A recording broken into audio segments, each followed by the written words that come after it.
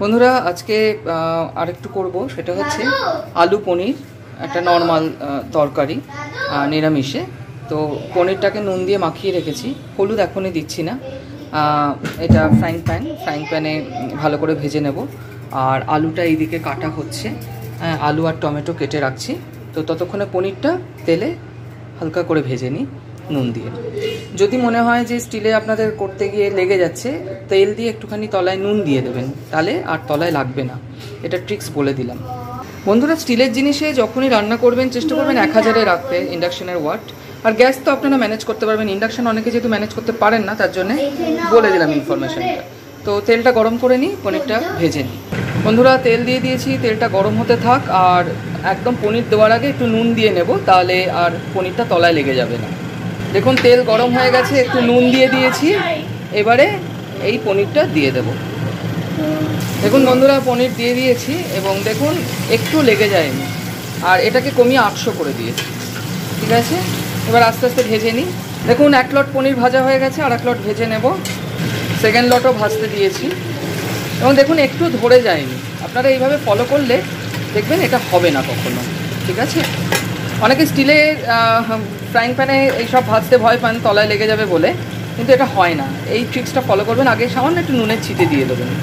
বন্ধুরা, পনির ভাজাটা তো হয়ে গেছে, এরপরে আলুগুলোকে ভেজে নেবো এর মধ্যে।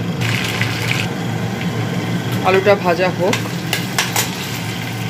দেখুন বেশ সুন্দর ভাজা ভাজা হয়েছে। এবারে এটাকেও তুলে নেবো, এরপরে মশলাটা এর মধ্যে ফ্রাই করে নেব, আর পরে প্রেশার কুকটা করব।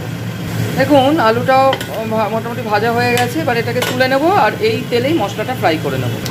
দেখুন বন্ধুরা, জিরে, তেজপাতা, শুকনো লঙ্কা দিয়ে দিলাম এই ফোড়নের মধ্যে। এবার টমেটো আর আদা কুচিটা দিয়ে দেবো। ঠিক আছে, এটা খুব ছিটছে, তার জন্য এতে একটু নুন দিয়ে দেবো। একটু নাড়িয়ে নিয়ে এর মধ্যে জিরে গুঁড়ো দেবো, একটু ধনে গুঁড়ো দেবো।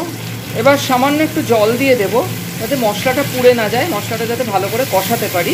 আর এর মধ্যে একটু গোটা দালচিনি আর এলাচ লবঙ্গ দিয়ে দেবো। দেখুন গোটা দালচিনি, এলাচ, লবঙ্গ দিয়েছি। একটু জল দিয়ে দিই, একটুখানি কষিয়ে নিই। এর মধ্যে হলুদ আর নুনও দিয়ে দেবো। হলুদ, নুন, চিনি সব কিছু দিয়ে কষিয়ে নিচ্ছি মশলাটাকে। আর প্রেশার কুকারে এগুলো ভাজাই রয়েছে, এই মশলাটা টোটালটা ট্রান্সফার করে দিয়ে একটু জল দিয়ে প্রেশার কুক করে নেব।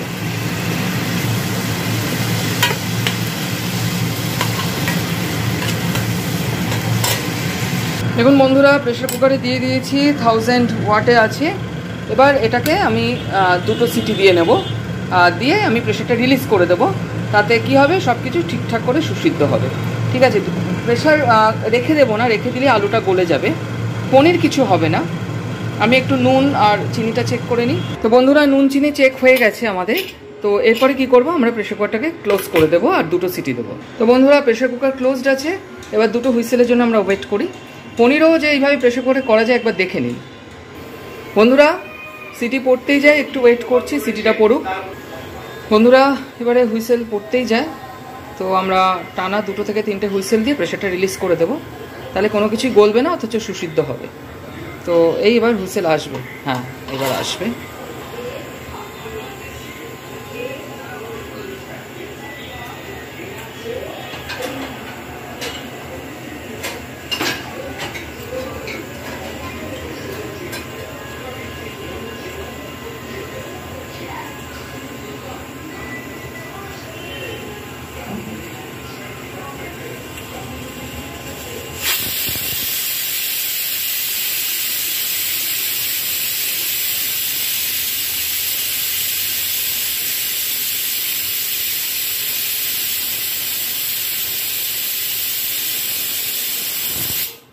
একটা সিটি পড়লো, আর একটা সিটি পড়বে,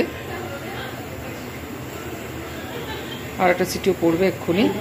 তারপরে প্রেশারটা আমরা রিলিজ করে দেবো। ইন্ডাকশান কিন্তু এখন 1400-তে আছে, যেহেতু এখন আমরা ভাজাভুজি করছি না, নর্মাল প্রেশার কুক করছি, তখন 1400-তে থাকুক, কোনো অসুবিধা নেই। এক্ষুনি পড়বে।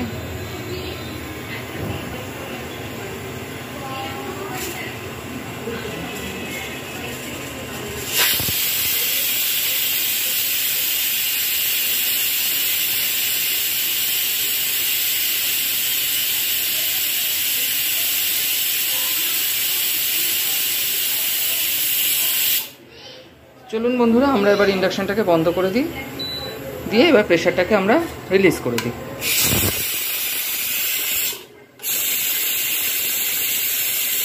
খুব সুন্দর গন্ধ বেরোচ্ছে।